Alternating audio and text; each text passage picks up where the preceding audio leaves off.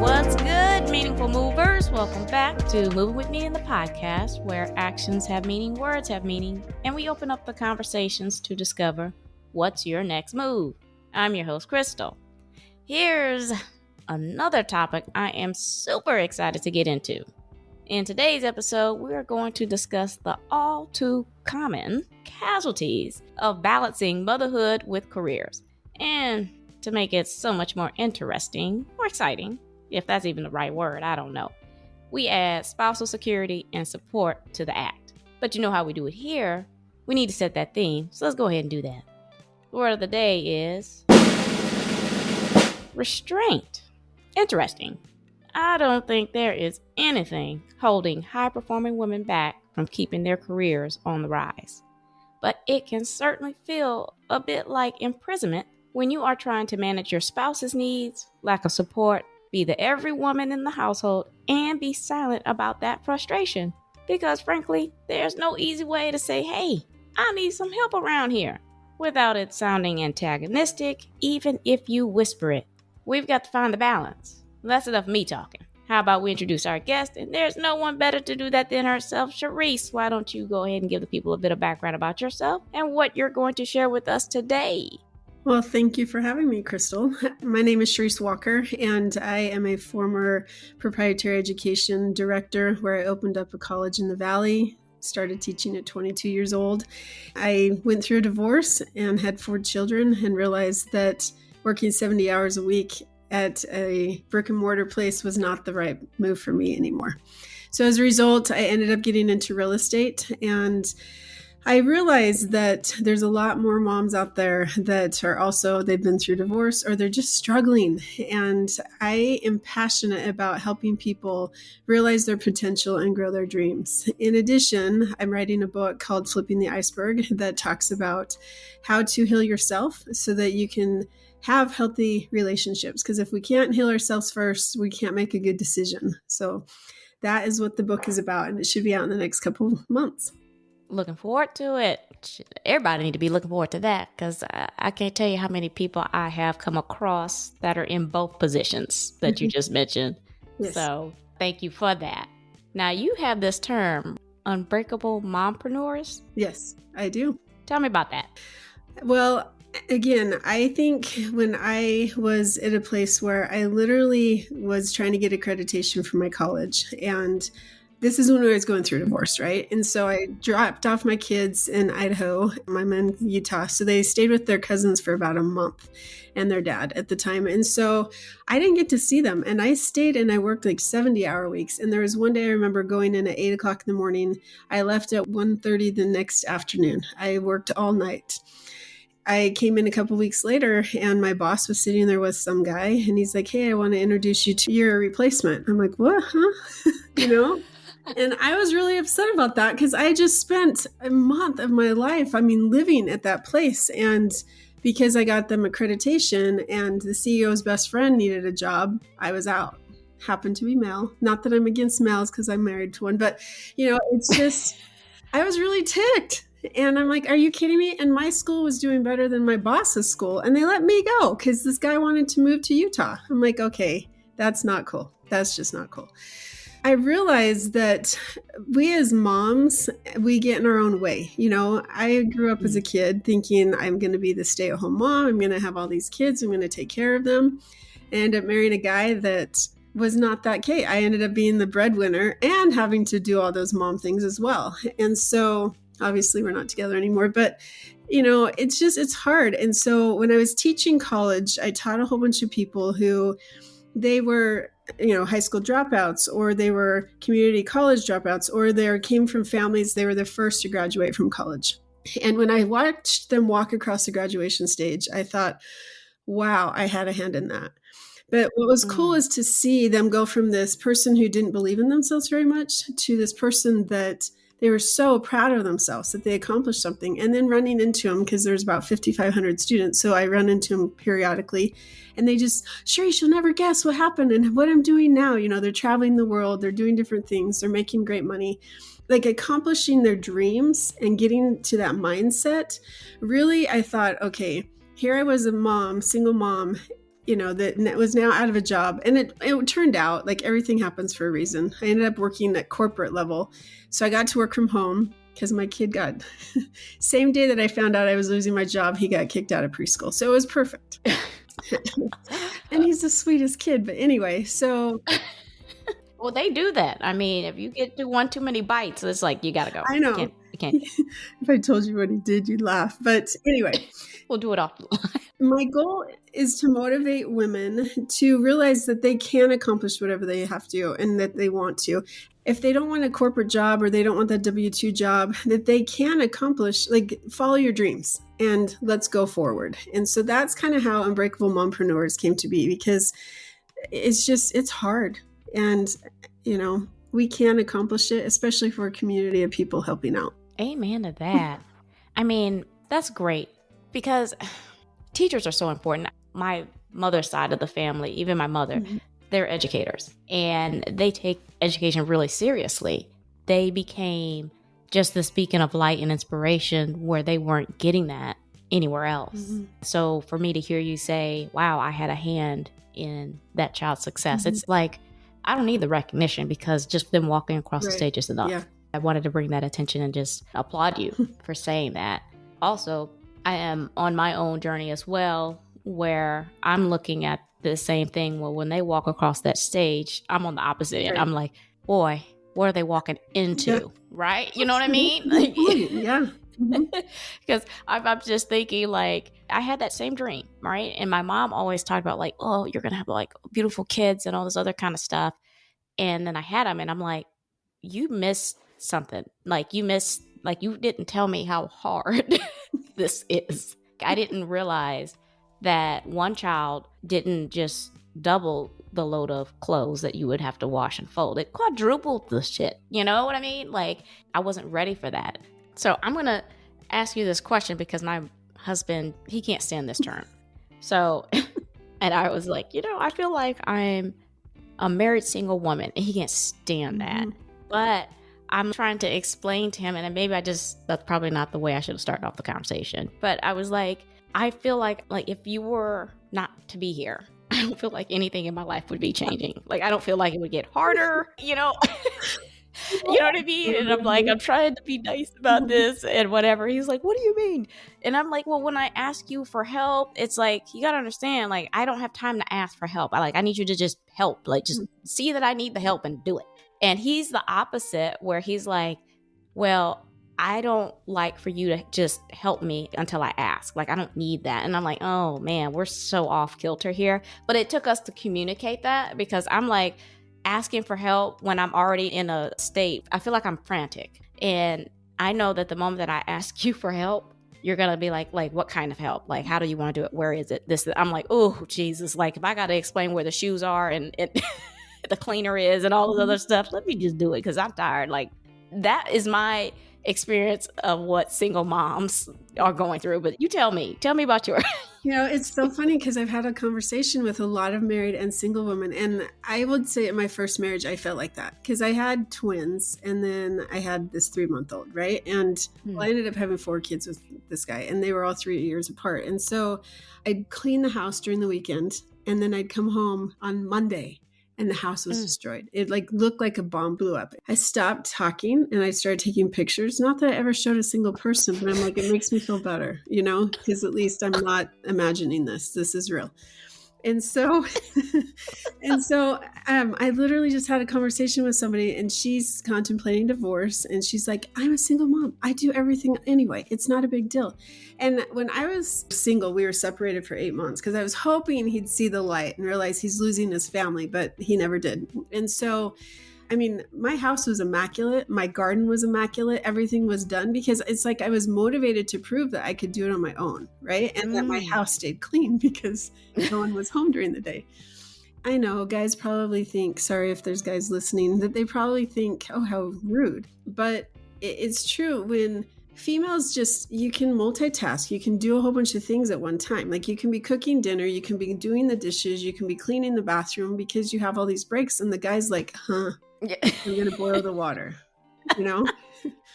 And maybe that's just my current husband right now. And I love him dearly. But, it's tough. It really is. Like, I mean, even I'm working my tail off and I still have to do all the taxes, pay all the bills, clean all the, cook and da, da, da, da, da. And them going to work. Hey, I went to work, good job. And in reality, like, I had to realize that women and men think differently, that my husband's like, I'm doing the best that I can. And I'm like, okay. And I'm thinking, but that's not good enough. If I were to say that to him, he'd be like, I can't do anything right, And so I think language is a big deal. The way that you frame things and the way that you say things, because it's true. You probably do feel like you're doing it all. And he really isn't upholding his end. But in reality, his end is his capacity. It's just not as much as yours. I've really, especially like last night when my husband's fishing and I'm cleaning the whole kitchen and these dishes, because I was gone the night before, he cleaned the whole kitchen. It was beautiful, except for the stinking pots and pans, right? Like, really? And it's a 13-year battle. And so then I just thought, okay, it took me 5 minutes. I've never cleaned the drains in the sink. So, okay, I just have to focus on, he does things that I will never do. And I obviously am going to do things he will never do. And so I think you have to put it in perspective and realize, okay, what is he doing good? So that you can focus on that, instead, because it's easy to get negative. It's very easy for me to get negative. And you can't, because that's what destroys relationships. Yeah. Those are some good analogies and some very good takeaways and talking points on that. I mean, it's true. We do have to just calm down. I mean, I think I have to go in my room and almost talk to myself like I'm talking to him for a second, right, and then come back and then have like a real conversation. I do. That's my coping mechanism. I don't know if it'll work for anybody else, but yeah, it's a little bit much sometimes. Yeah. But because it is capacity, and we just consider things so differently. Right. So yeah, breadwinner. Was this a big issue with you and your first husband?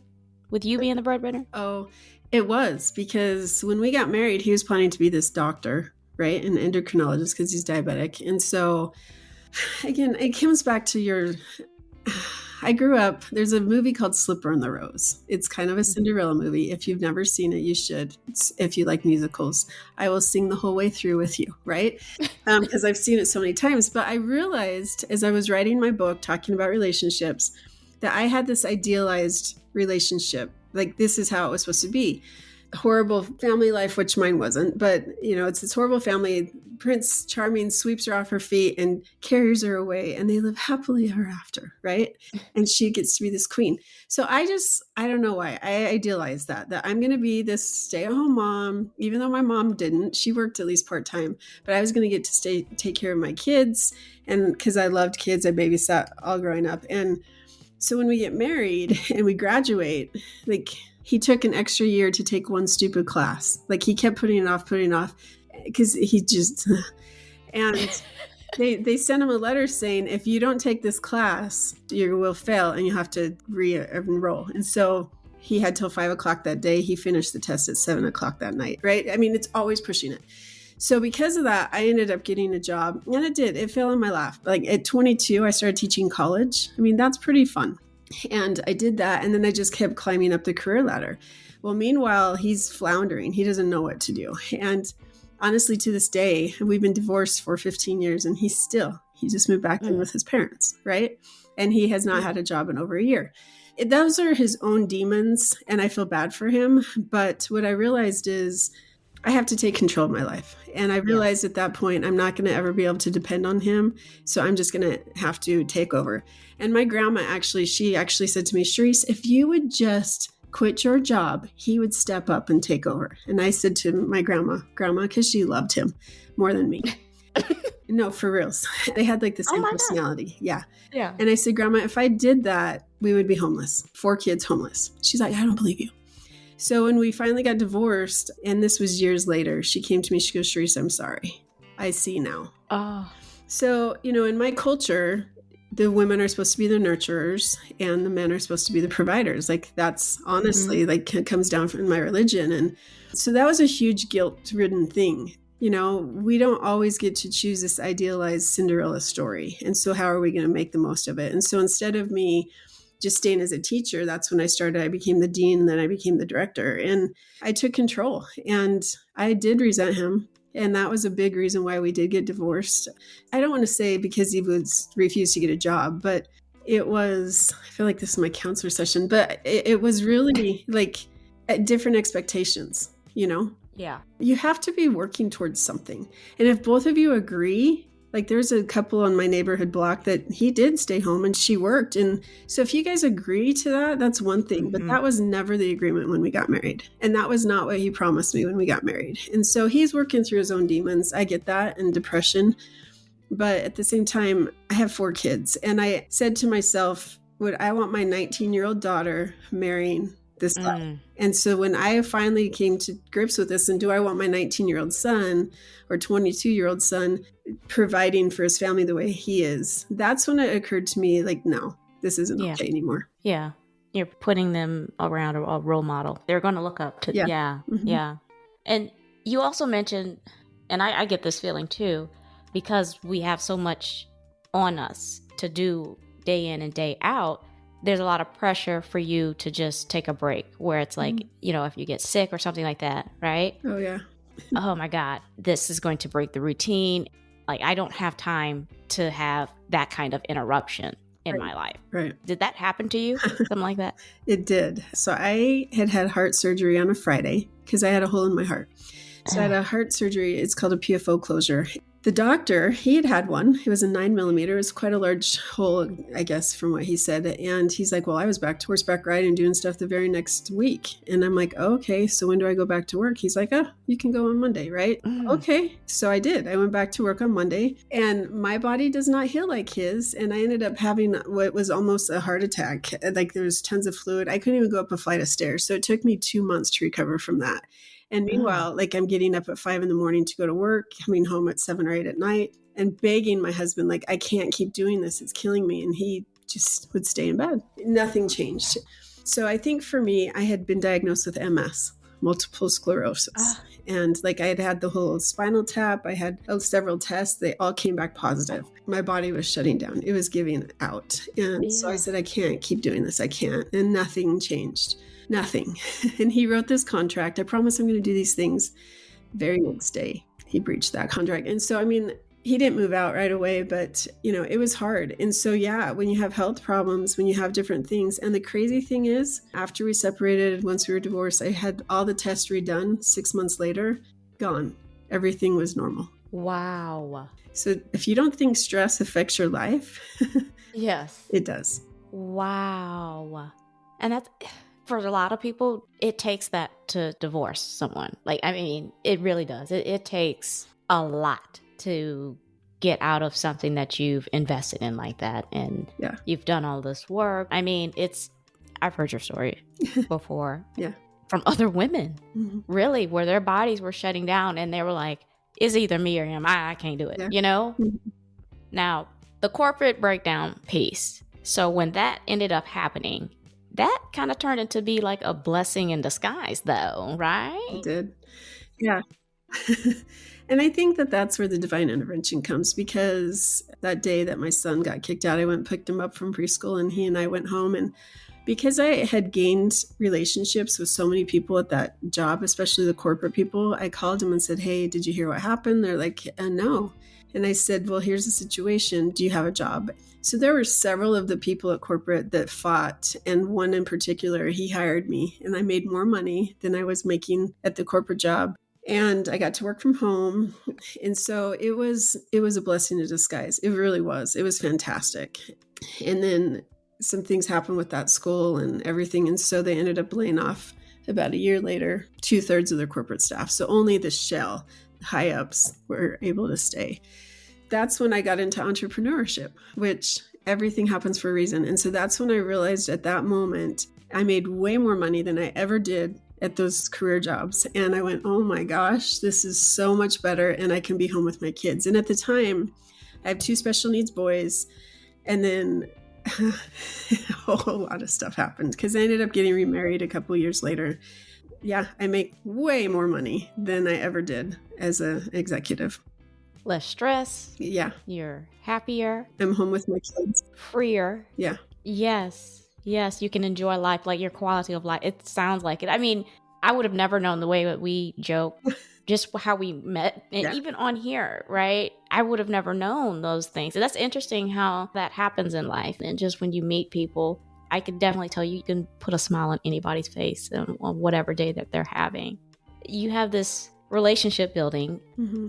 You have this acronym, right? From your book, Flipping. Mm-hmm. Can you share that? Give us a little teaser on it? Or is it? Yeah. So it's funny because my editor's like, I've never heard of an acronym for a book. You shouldn't do that. And I just felt really strongly. Like, it's taken me years. I think I've rewritten it probably 30 times. Like, it's got to be done. Part 1, and I'm like, should I break it up into 2 books? But you're going to get 2 for 1, right? And so Flipping, it's an acronym. So the F stands for finding your iceberg. So in my opinion, like when I met my husband, he was this jolly, great, fun guy. And he still is. He can walk into a room, not my current, my old, my first. And he can walk into a room and everybody loves him. Like my grandma, she loved him more than me. I'm like, but you don't live with him. Like, it's hard.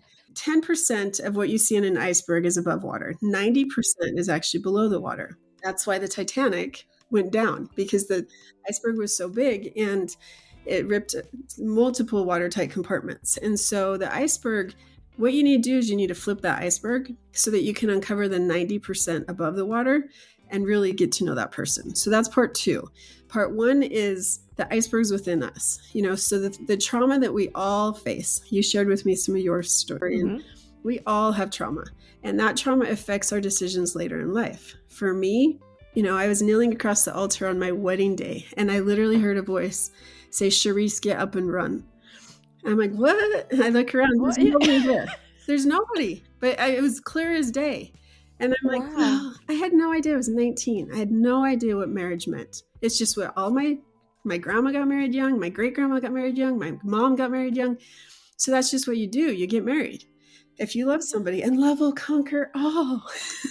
It'll pay the bills. No. Right. And so then I'm like, the trauma that I went through as a kid, I'm like, it wasn't until I got into this relationship that I realized, oh my gosh, that really affected me. And so the first part is flipping. So finding your iceberg, and then your limiting beliefs would be your L, your intuition, following your intuition. Like I really did, but I'm grateful because I had these beautiful 4 children with him. So I don't regret that relationship at all. And we're still good friends now. And then you have making sure that you don't have peer pressure, because that's something where, you guys just need to get married. If you love each other, get married, and so it's just, you can't. You have to be able to focus on yourself. So that's your pressure and understanding those type of things. And then obviously going back into your intentions and making sure that you get away from your non-attachment so you're not codependent, and then giving yourself grace. And so that's the first part of the book. And then iceberg stands for another acronym. And that's the second part of the book, which is looking through the facade. And I'll just summarize, but you look through the facade and you try to get to know each other as much as possible, and then setting your expectations. And so my goal is that once you get healthy with yourself, you then have conversation. Because did you, when you were young, you get married, did you really have these conversations like, now how are we going to raise these children? Right. No. How are we going to spend money? No, it's like you're in love. And so nothing else matters. And so my hope is that all these young people, especially now, have the conversations that we never did, so that they're like, okay, now I understand who I'm marrying, and I still want to marry you. Yeah. So I'm hoping that will minimize divorce. Good. I love that. I mean, you gave so much inspiration as far as just the power of working on your own and what you went through. It's like, I don't want anybody else to do this. No. And I went and did something about it. I'm writing a book, putting a program together. I'm getting this word out. And it's great because a lot of people, I guess maybe miss marriage counseling, where they do that stuff, because I missed it. I wanted to do it. I felt like we were being rushed into being married. Oh, wow. Same thing. Yeah. It's just one of those things that we just did not do. And I realized later, like, woo, we should have done it. We need to do it now. And you know what I mean? It does come down to some really good foundational things that we just really need to know about each other. Yeah, flipping that iceberg, folks. Let's do it. Let's get it. Let's get on the train. Yeah. So, Charisse, tell me you got some golden nuggets for us to add that ketchup just to recap. Yeah, I have this method called the HAS method. So when we become negative, because it's easy to get negative, you have this negative self-talk. I'm going to digress real quick, you have a Cherokee elderly man, and he's talking to his grandson, and he goes, there's two different types of people. You have the good wolf and you have the bad wolf. The good wolf talks about abundance and happiness and helping other people, all the positive things. This bad wolf talks about greed and negativity, and he's going to make you feel like you can't do anything. And so the grandson says, well, Grandpa, which wolf do you follow? And he said, the one that you feed. Are you listening to the good wolf today, or are you listening to the bad wolf? And how do you get past that? And so for me, I did grow up in a negative household. And when I say that, it's critical. Like, they always wanted they demanded a lot from themselves. And so they projected that. And so I found myself doing the same thing. It wasn't a bad thing. It's just, I always had to feel like I had to have perfection. And, divorce, that's not perfection. And although my parents were super supportive of that, and I appreciate that, but the HAS, you have to recognize what you have and be grateful, count your blessings. And so I created HAS, which you have to halt. When you start going negative, you have to halt. And then you have to acknowledge. So the H is halt, A is acknowledge. Acknowledge what you are saying to yourself and what you're doing to yourself. And then you have to spin it, or switch it. Like, switch the script is what you've heard. You basically say, okay, so I'm feeling this way. How can I change it to a positive? And so if you focus on the HAS method, then hopefully you can start to have a better outlook on life and realize that some of the negativity in your life might just be you need it to become stronger. And what can you take away from this, and what can you learn so that you can either help yourself and grow higher, kind of thinking of a ladder where you're going up the rungs, you're constantly wanting to go up, not down. And what can you do to help other people? Fire the editor. I don't know what to say about that, because you got it. You got it, girl, with these acronyms and the messaging in them. So thank you so much for that. That's the episode today. Woo!